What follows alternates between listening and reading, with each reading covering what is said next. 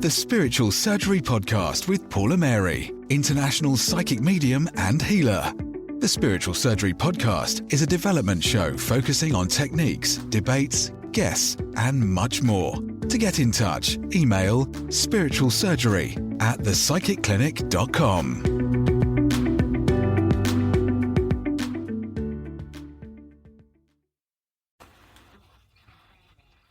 Welcome to the Spiritual Surgery Podcast. I'm Paula Mary and I'm with a lovely lady called Audra Phelps. She helps ex-Mormon mums stop passing down the patterns they're trying to escape.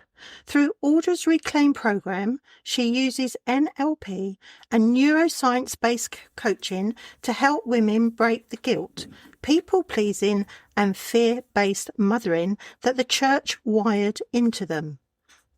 Audra spent 15 years coaching and 13 of those living internationally, working with women across wildly different cultures and contexts. Audra founded Mama Audra to help mums unravel the web of old beliefs after leaving the LDS church to discover their own identity as a woman and a mum. With over 15 years of experience in international education and coaching, she discovered her passion in supporting mums grappling with grief, mum guilt, and identity loss after a faith crisis. Audra began her career as a high school biology teacher, was raised in the church, and moved overseas with her family to work in international schools. Audra is now focusing her work on the unique challenges that ex-Mormon mums are navigating. Audra is reaching back to help them feel confident in who they are and blaze their own path on their own terms. So I'm really delighted to welcome Audra onto the Spiritual Surgery Podcast. Hello. Hi, thanks for having me. It's great to be here. It's lovely to hear for you to be here, and it's such a great story that you have. And first of all, obviously we're in England and you're in America. I'd like you just to say, what is LDS? What's the LDS church? Yeah, LDS stands for Latter-day Saints, also referred to as the Mormons. Right. Or the full name of the church is the Church of Jesus Christ of Latter-day Saints. So you'll hear all of those used interchangeably, but it's the same religion. Oh, it's the same religion. So then I'd like to go back to when you were in the LDS church and ask, why did you leave? Was it emotional for you to make that decision? And did it cause relationships to change for you? Must have been a difficult time. Yeah. In a church like the LDS church, it's not just a belief in God and going to church on Sunday, right? It's really a high control group. Your identity is given to you from the time you're a small child. You have a very prescribed life. Right. And you know exactly who you're going to be, what you're going to do, down to the, daily details of what you're going to eat and drink and your daily routines. So it's quite controlling. And if you're young, you might not fit in to that emotional form. Exactly. In fact, referencing when you're young, your identity is formed around age 6 or 7. Yes. And so it's really difficult to be able to recognize the conditioning as an adult because you've been living with this identity that's given to you from the time you're a small child. And looking back now, there were so many times when I was a kid and I would, something wouldn't sit right with me. I didn't agree with it. And I was the one in Sunday school who was like, what? That doesn't make sense. I don't know if I agree with that. I don't understand.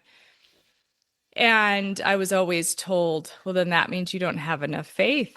And that means that, Satan is in your heart and you need to be more righteous and you need to pray more. And the Lord works in mysterious ways. You don't have to understand how he works. You only have to follow. Right. So what that taught me from a really young age was to distrust myself. Yes. And that if I had a doubt that came up that was wrong and that was bad, and to push it back down, and that there was therefore something wrong with me and I had to try and align my beliefs with those of the church. Gosh. And so I consciously questioned for about 10 years Gosh. before I actually made the decision to leave. So I didn't leave until I was 35 years old. Wow. And can I ask, when did you go in? How old were you when you went in? Well, I was born into it. Oh, you were born into it. Yeah. Gosh. So my family, Your family. was Mormon. And so I was born into it. I was the youngest of 5 children. And so it was our whole life from the moment I was born. So the conditioning started very young. It wasn't a choice to join. No. And I think, sorry to interrupt you, Audra, but I think about religion for me is about choice. And I feel we need to have that choice. When we're a bit older, we should make that decision of ourselves, what religion we would like to go to or not. And I feel that the law should be changed in that respect. You know, we should have a choice about our religion. Yeah, I absolutely agree. I agree as well. Unfortunately, when you're in, and some religions are a lot more free, but when you're in a high demand, high control religion, like the LDS Church, there's huge consequences that they tell you if you leave. Yeah. You know, you're looking at eternal damnation and gosh. But then there's also consequences in this life. Like many people lose family members, they lose a sense of community, they lose friends. Yes. So there's so much loss when you walk away from a religion that you were raised in, that defined who you were. It takes strength and guts, passion of what you believe in. It's courageous actually to be able to do that. And when you're younger and I remember growing up, I was in a very strict Catholic, totally different to you, but we had to go to church all the time and I had to have confession every day. And I used to make up the confession because I didn't believe in it. And I used to sit there and I had a friend called Dawn at the time. And we used to say to ourselves, right, make up the biggest story and see who gets the most hellfathers and hellfathers. So we used to do that. But going back but it's different, obviously completely different. And I came out of the church when I was 16, but I wasn't living in the church, but I actually sort of came out. And I remember my mother saying to me, God will never love you. You cannot ever go to church again. So, you know, I have a tiny little bit of understanding, but honestly, I can feel that within you, and you're a survivor and that you've come through this. I mean, it must have taken guts for you to actually say in the end that I'm leaving. Was it hard? Did people understand? Like, was it easy for you to walk away and leave, or did they try and sort of stop you? There was a lot of people that tried to stop me, right? And you know, like I said, it took me 10 years of questioning. And, you know, I would reach out to people and I would express my doubts. I would express the things I was feeling. I was really, in the beginning, I was struggling a lot with pretty severe anxiety and depression. I'm not surprised, yes. Yeah, to the point where I was having panic attacks almost every night. And you know, what I know now, looking back, is that was my body's way of screaming at me, saying, you're in a life that is not your own. This does not align with who you are. No. And so I would reach out. I was looking for something. I think I desperately wanted it to make sense. Yes. I think I wanted to believe it. And I was often given the same answers of, well, you just need to pray more and you need to, you know, align your life to what God wants, make your will God's will. It's all about sacrificing yourself, lose yourself, you know, for a higher purpose. And eventually those answers weren't enough. They weren't enough for me, right? And so when I finally did make the decision to leave after many different experiences that slowly got me to that point, there was a lot of anger. Yes, I There can. was I a can lot of imagine. anger that was directed at me. Who have you been talking to? What have you been reading? How have you Right. been deceived? Um, so it felt like a lack of compassion, like a Mm, lack of understanding. And, one of the questions I got was, why didn't you come to me? Why didn't you tell me before? And it was like, I have been. yes. I have been. And the answers never Yeah. made me feel seen or validated. And it was always just push it down, Mm. move forward. So did you have to have a plan of where you were going to go? Like, did you sort of have to do an escape, or did you sort of leave properly with everyone saying goodbye, I wish you well, or was it the sort of you went secretly? Yeah, my experience was a little bit different than most because when I made the decision to leave the church, I was actually living overseas. So, yeah, at the time I was a teacher, my husband was a teacher, we had 3 kids, and we had moved overseas to work in American Right. international private schools. Right. And so I was living in Kazakhstan of all places when I Gosh. decided to leave.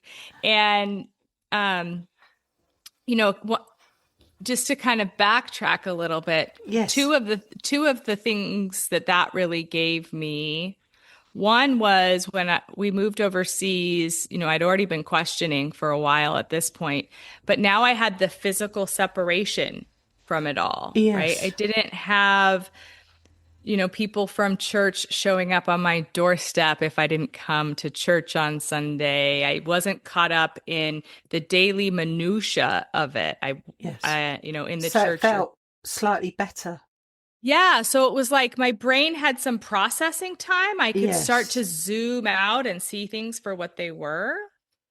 And then the other thing that gave me was now I'm living in a place where nobody really even knows the word Mormon. Nobody knew what religion I was. They'd never heard of it before. And Right. so I could kind of reinvent myself. Right.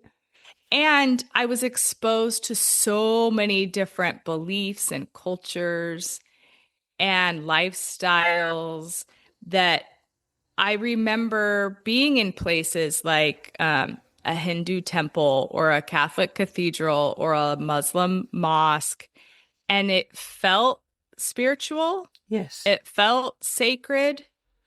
And Right. that was confusing to me because I was told that those places would feel dark. Right. Interesting. And yeah, and then talking to people of different beliefs and seeing how happy they were and how convicted they were, that was confusing to me as well because I was told that Mormons were the happiest people and that everyone else only had pieces of happiness, but not No. the true real happiness. And that's not what I saw. And I remember No. thinking, these people are actually way happier than I ever was. Yeah. And so that really opened up my mind to go, okay, if those things I was told aren't true, what else isn't true? And now I had like a framework of what to look for. I knew what it felt like to recognize something that wasn't true. So Right. now I could start to, sort of Feel. test out everything Yes. else and see if it really felt true or not. And you said about your husband, was he supportive in all of this, or was it really hard? Um, it the process was very difficult. But my husband and I were still married 25 years. We've always had a very open communication. So even through my years of struggling and doubting, I would go to him and I would tell him and we would talk about it. And he had a lot of the same doubts that I had as Yes. well. He was much quieter about it, but he Yeah. had a lot of the same doubts that I had as well. And so when I made the decision to leave, he was the first one that I told. And he said, I can see that this is the decision that you need to make for you, but I'm not there yet. Right. And so And did he get there? he did. He Ah, did. brilliant. About a year after I left, he came to me and said, I'm done. And so Yeah. he also walked away from the church. Now that's a huge, I mean, I was really lucky that, Yes. he independently came to the same decision that I did, because I see a lot of women who leave and their husbands stay in. Yes. And that's a dynamic that's really difficult to navigate. No, absolutely. And I get goosebumps. I know it's weird, but you're saying that I get goosebumps because it is an individual thing. And it's so poignant that he stayed and made that decision that when he was done, he was done. And I think there was no other way. You can't force someone, can you, to go, because it wouldn't be right. So, but it's so powerful that he did leave as well. Yeah. Yeah. About a year after he left as well. Yeah. And so then we could start sort of aligning on, yes, okay, how are we going to raise our kids now? And what's next for us? And what do we believe? And so we could start to make choices together as a couple rather than doing it alone. And when you were in the church, you said about spiritual, and you are very spiritual. Did that come into play? Like, looking back now, did you see the signs that you were quite open and spiritual and picked up on things? Yeah, I think that's one reason why I felt uneasy about things, because I was spiritual. Mm-hmm. I was naturally curious and open, right? Open to a higher energy. Yes, definitely. And so, but then the things that I was being taught didn't quite align with what I was feeling. Right. And so but I would just push it down and push it down and push it down, because I felt that I needed to give my power away to an external authority, that the leaders of the church knew more than I did. And so I mean, even as a kid, we would sing songs. One of them was Follow the Prophet. Oh, gosh. And you would sing that over and over and over again. So the way I often describe it is that it was like, now I recognize that the church was a middleman for my spirituality, for my relationship with God or universe or source or whatever word feels, good to you, that the church was this middleman interpreting my relationship with spirituality. Yeah. And when I was able to walk away and go, I don't need a middleman. No. This can be a direct alignment. That was really empowering. Yes. And going back to obviously the emotional side, and I feel that when you're young, and you said you had panic attacks, that is from that environment, as you said. But I feel that a lot of children and a lot of people that have sort of eating disorders, panic attacks, it comes from their emotional needs not being met or being told what to do, and it doesn't fit, especially spiritual children. Yeah, and I would say that you were quite a little lively spiritual baby, I'm going to say. So I would say then that was maybe difficult for them to sort of handle you in perhaps the same way, if that makes sense. So yes, I was definitely disrupting the behavior that they were expecting of me. But that's good. Yeah, because that shows you're in your power and you're not afraid. And I think that's what spiritual people do. They tend to come from their light and speak their truth. Yeah, which even though it sometimes can take a while to get there, right? Absolutely. Yeah. Absolutely. But so being in the church, was there one positive experience you could say that you left with? I did learn a lot of good things by growing up in the church. I learned about the importance of community, the importance of a support group. I learned about service. I learned leadership skills. Yes. Because you're given what they call a calling, but it's like a job, a volunteer job in the church. Yes. Everyone has something to do. And, so I learned a lot of good life skills in the church that I have carried with me. I've also learned to recognize manipulation pretty quickly. Yes, I can imagine. Yeah. And do you still... Sorry to interrupt. Are you still in contact with some people or not? Yeah, I have friends who are still in the church. I have family members who are still in the church. Some I'm in contact with, some I'm not in contact with. That's definitely a very tender relationship, Yes. if it exists at all, because there were some relationships that have been severed since the 11 years that I've now been out. Right. So, but I do have some friends who are still in the church and are very open-minded. And one thing that in my healing journey that I really had to do, because at first I was pretty angry Not and I was surprised. pretty resentful and bitter and I was hurt and there was a lot of pain. And also I still had the mindset of like right and wrong. And there's really only like two ways, good or bad. Right. And so I felt like, well, I've left, so therefore I need to convince everyone else to leave too, Right.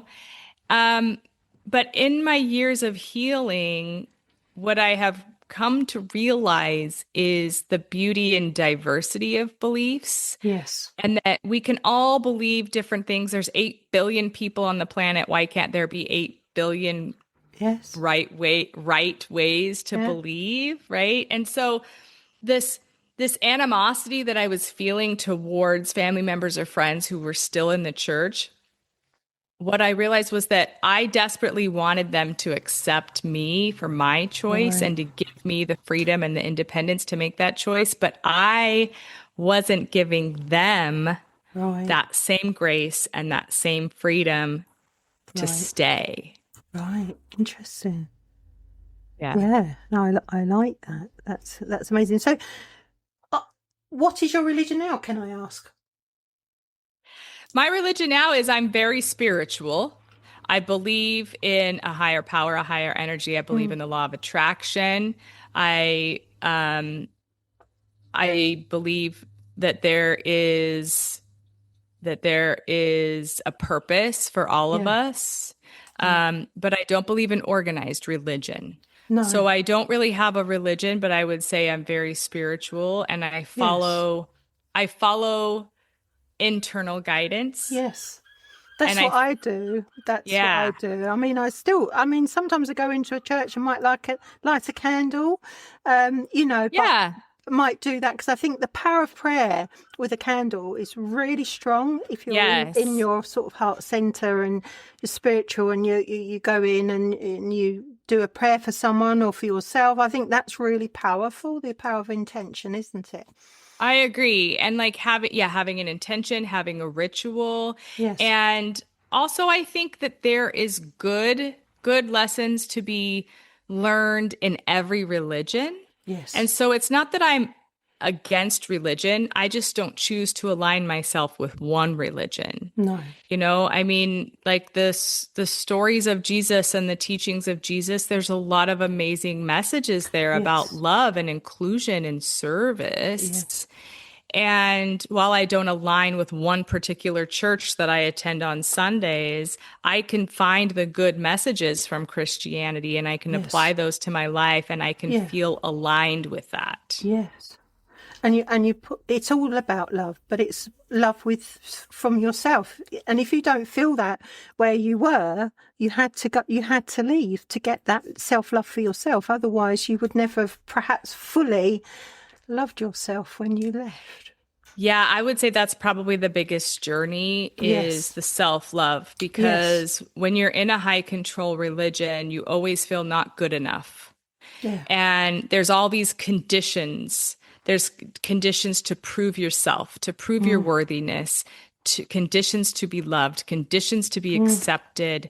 And if you don't meet those conditions, then you're a sinner and you have to repent and there's something wrong with you. And so when I left, I didn't love myself, but I also didn't know myself. No.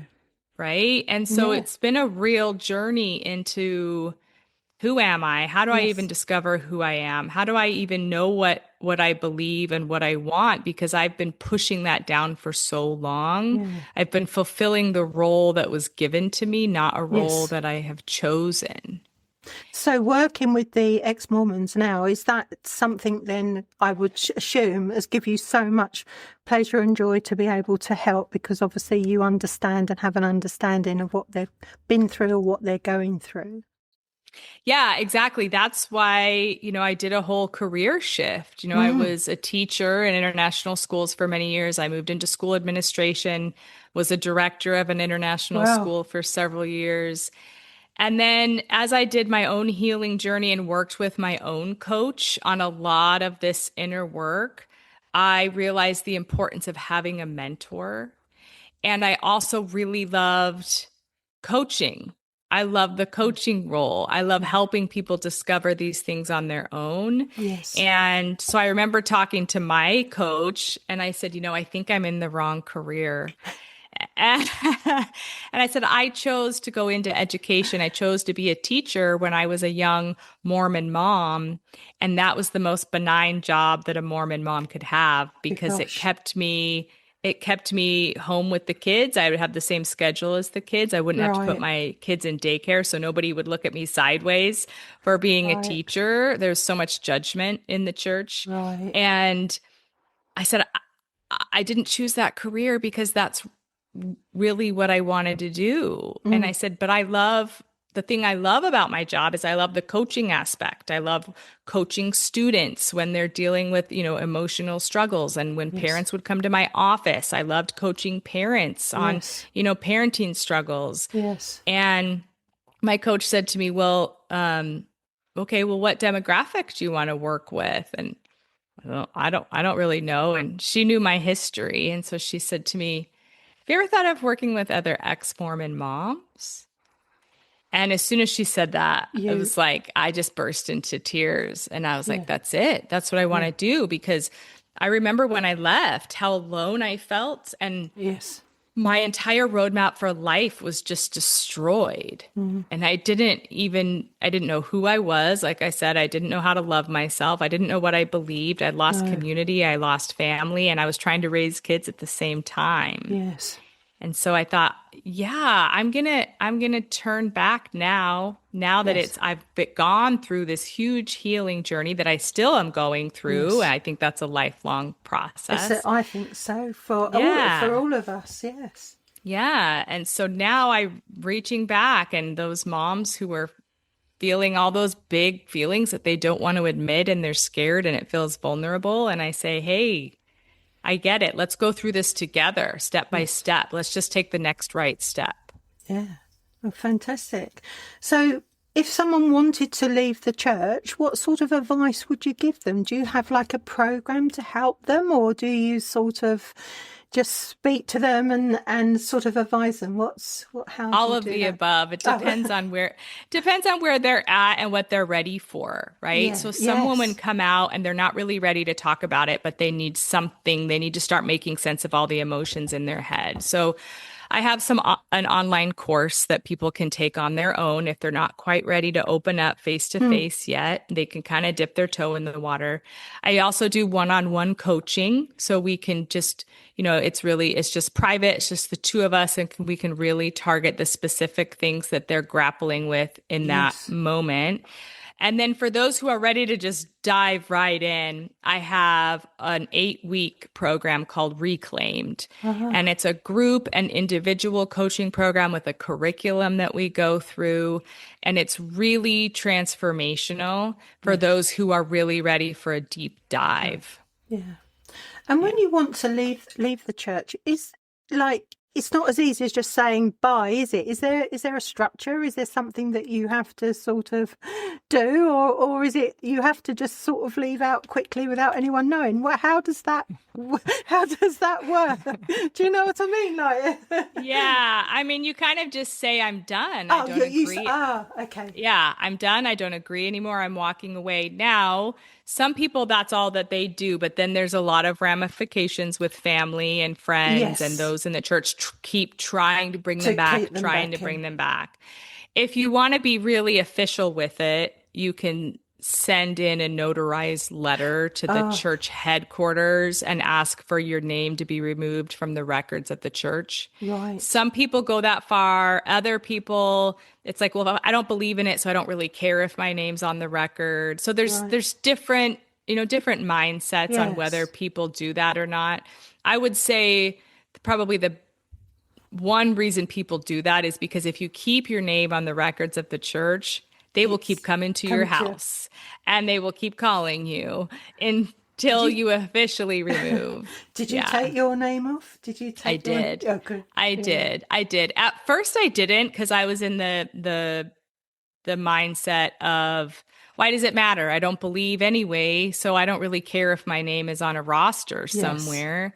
But then when I started talking about my story publicly, I received some veiled threats of, the church is going to seek disciplinary action on you, and they might excommunicate you before you have the chance to remove your records. And I thought, I don't want them to have any kind of power over me or think that I would even really care. So I just sent the letter in. Good. Yeah. Wow. And that's empowering actually to do that, isn't it? Yeah, it really is. So I know we spoke about being in there, and the emotion can cause our bodies to shut down and cause health issues like eating disorders and mental health. It can be very wearing. What are the common emotions that can be triggered after making the decision to leave the church, the people you work with? What sort of is the common emotion? What triggers do they have? Or is it depending on the individual person? It depends on the individual, but usually there's an underlying identity that I am not worthy, that they're not worthy of anything, that they're not good enough, they're not lovable, because they're so used to having these conditions that they always have to meet. Yes. And so one of the biggest things is worthiness and understanding that their worth is inherent. Gosh, yes. Right? And like we talked about at the beginning, really starting to build self-trust and self-love. Yes. Because again, they're no longer meeting these conditions to be loved. And so we have to do a lot of work uncovering these beliefs that they have of who they are. Yes. And following the signals in our body, like you said, when these emotions get stuck in your body, they can make you really sick. Yes. But your subconscious mind, which is where your identity and your beliefs and your values live, that are then determining your thoughts and your behaviors and your emotions on the conscious level. Yes. If we can, your subconscious mind speaks to you through your body. So if you can start listening to how your body feels in a situation, how your body feels when you are suddenly emotionally triggered, you can go, okay, if you're feeling constriction and tight, then there's a belief there that's not really aligning with who you are, but it's something that was given to you. Right. And so then you can start to do the work to uncover that belief and find a new belief that feels open and expansive, like you can take a really deep breath. Yes. So that's the kind of work that I start doing with women, is pay attention to your body, how you feel in a certain moment. That's telling you there's a belief there. Let's uncover the belief, and then let's start questioning it to figure out where it's coming from. Wow, that sounds really good. That's really sort of a positive way of doing it, isn't it? Really good. So what positive changes do you see in your clients from deciding to leave and then having sessions with you? That must give you so much sort of comfort for yourself, that you see someone come to you that I am assuming they look distraught, they're broken. Is the word broken? Yeah. So it must give you comfort to see them then suddenly changing over the weeks. The biggest change I see pretty quickly is confidence. Right. They start to gain some confidence in making decisions because they have given their power away for so long. And for women especially, they've been trained that a good mom always sacrifices for her kids. A good mom puts herself last. And the role of a woman is to nurture and take care of others. And if you take care of yourself, that's selfish. Whoa. And it's a lot. It's very heavy. Yes. And so if you've been doing that for your whole life, it gets to the point where you're like, I don't even know what I want. You ask her what her goals are, and she's like, I don't know. And, think of it this way. And this can be ubiquitous with a lot of women, not just those who leave a religion, but when you go out to eat, you ask a guy what he wants to eat off the menu and he'll tell you. Yes. And you ask a woman and she'll say, I don't know, what are you having? True. That's true. Right. And then you add on like religious conditioning on what a good mom should do and how she should always sacrifice. And literally, I have some women that can't even decide what they want for dinner. Yes. They just don't have the confidence. They don't even know how to listen to their own desires because they've always been serving others and they think they're responsible for everyone else's happiness. Right. And, you know, I often share this story. There was one, you know, Thanksgiving is a big thing in the United States. It's a big family meal, right? And I had been out of the church for 8 years at this point, and I was making Thanksgiving dinner for the family and still had this mindset of like, I have to make sure everyone has what they want, and it has to be perfect. It has to be made from scratch, and it has to be this, you know, perfect meal that everyone's happy with. And I was making apple pie and, you know, making it from scratch, and I'm in the kitchen and I'm finding myself feeling really resentful and constrictive while I'm making apple pie. I'm like, okay, why am I feeling this way? What's the emotion I have here? And it's like, well, I'm making apple pie, but I don't even like apple pie. So why am I making apple pie? And then it was like, well, I'm making apple pie because it's my husband's favorite, but he's not asking me to make it. So there's a belief there that I have to make sure I have to predict everyone's needs before they even ask, and that would make me a good mom and a good wife. And so I'm like, well, gosh, that feels constrictive. That's not a belief that I really have, yet it's running the programming in my subconscious, right? So I stood there in the kitchen and I was like, okay, well, then I'm going to make my favorite kind of pie.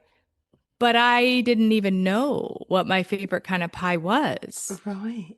And I was frozen. Here I was, 43 years old. I'd been making Thanksgiving dinner for more than 20 years for my family. And I didn't even know what my kind of pie was because it never crossed my mind to even ask myself what I wanted because I was so focused on making sure everyone else had what they wanted. Oh. Gosh. Yeah. Sometimes when you look back and you had the courage to go, do you sometimes think I should have gone earlier or actually should have gone later? How does that feel for you? How do you sit with that? Or do you feel that that was the right time? Yeah, I think the timing worked out well because of what I learned from my life experiences. Now, there have been times in my healing journey though where I grieve the life unlived. So I go down the road of what would my life have been like if I left earlier? What would my life have been like if I didn't get married at 20 years old and start having kids at 22? You know, all of those life choices that I made when I was young Mormon Audra, now I'm a different person. How would my life have been different? And that can be really heavy. It can be a lot of grief because you feel like you missed out on something, like you could have been something different, something great. But you also don't know what hardships could have been there, right? And so what I choose to do is focus on the feeling that I feel like I missed out on. Yes. So, you know, maybe the feeling of this life unlived was a feeling of freedom, a feeling of choice, a feeling of joy. So it wasn't so much the details of the life, but what is the emotion that I feel like I'm missing from there? Yes. And then, okay, how can I have little bits of that in my life now? Yeah. Right? Moving forward. So that's kind of one way that I have processed that and that I help other women process is let's focus on the emotion you feel like you missed out on and how could you have that now? But I think the most important thing is that the people that come to you, they're leaving or they're going to leave, you've left, and that's what's meant to be. And I think you just got to have that openness that at that particular time was meant to be. Because if it Yes. was earlier, it might not have worked so well for you. You might not have got Exactly. the job that you were working in schools and things. You might not, you might have been too young to do that. And so Yeah. you could have possibly gone back to the church. Who knows? But you could think of, if you look at it that way, it's more of a Yeah. positive that you left when you did. Yeah, exactly. And all of those things have created the woman that I am now. Yes. And Yeah. so I'm very appreciative for those life experiences, because if I hadn't have gone through those and felt the hurt and the anger and the pain, I wouldn't know the difference between how life feels now. No, absolutely. And then just changing the subject slightly, this is a development show. And with all your experience, what one technique that you use daily that you could share to our listeners? Yeah, just one. Okay, that's hard. I know. Oh, it's easy. It's easy. No, you've dealt with so much in your life. I'm sure even a breathing technique would be. I mean, how did you cope when you had to go to leave? Yeah, you must have been quite anxious at that particular time. How did you keep your anxious, being nervous? How did you keep that in you? I surrounded myself with people who loved me. Oh, okay. That's what I did. Yes. I surrounded myself with people who loved me. It was a little easier for me than many of the clients I work with because I was living on the other side of the world. So I just surrounded myself with people who loved me and things that I found joy in. Yeah. And then something that I would say is a daily practice now that could help anyone in any kind of a life situation that I do every morning is I make sure I dedicate time for myself to sort of set the tone for my day. And what I do is not just a gratitude list, but I actually every morning I sit down and I write out things I love and appreciate. Right. And then I actually sit in the feeling of gratitude, because when you're sitting in that feeling of gratitude, it's impossible for any other emotion to exist. Yeah. And the more I sit in that emotion of gratitude, it's actually training my brain to be looking for evidence of other things to be grateful for throughout the day. Because it becomes a familiar, well-worn pattern. So I'm trying to keep that pattern, that neural pathway, well-worn, so that my brain is constantly looking for things to be grateful for. And some days that's hard. Yeah. So when things are really tough, it's like there's nothing to be grateful for. I'm really stuck in this feeling of frustration or whatever it might be. But I can always look out the window and find something in nature to be grateful for, whether it's the way a bird flies by, what a miracle that it can fly in that sky, or the amazing shade of green on the tree, or the sound of the wind going through the leaves. There's always something small. It doesn't matter what you're focusing on as long as you can feel the gratitude. Yes. No, definitely. And it must be hard because sometimes you have sort of flashbacks to where you were there. So that must be really difficult to deal with, or I'm assuming that you help others to deal with that in your line of work. Yeah, there's definitely things that happen. There's text messages from family members that come in, or you read something about an experience that someone had in the church that reminds you of an experience that you had, and you start to feel those emotional triggers. And so that's the work that I do with a lot of women is let's work through that emotional trigger. Yes. Let's figure out what's happening there. What's the emotion? What's the belief? Yes. And how can we learn from this? How can we poke holes in the belief to find a better feeling one? Yes. No, fantastic. Well, your work is absolutely amazing. Your story is absolutely amazing too, Audra. And thank you so much for being on the Spiritual Surgery Show. But before we go, where can people find you? What are you, do you have a podcast, I believe, as well, don't you? I don't have a podcast. You were no. on a... Oh, sorry. I thought you were on a podcast. No. I've been on some podcasts. Yes. But I have a website, Mama Audra. So MAMA, mamaudra.com. And then I'm on all the socials as Mama Audra as well.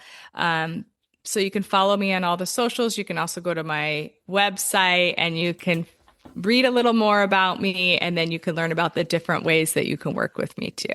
Fantastic. Well, thank you so much for coming on the Spiritual Surgery Show. It was such a pleasure to have you on. Thank you for having me. It's been great. Thank you. Bye-bye. Thanks for joining us on the Spiritual Surgery Podcast. We hope you enjoyed this episode. If you'd like to get in touch with us, just send us an email to spiritualsurgery@thepsychicclinic.com.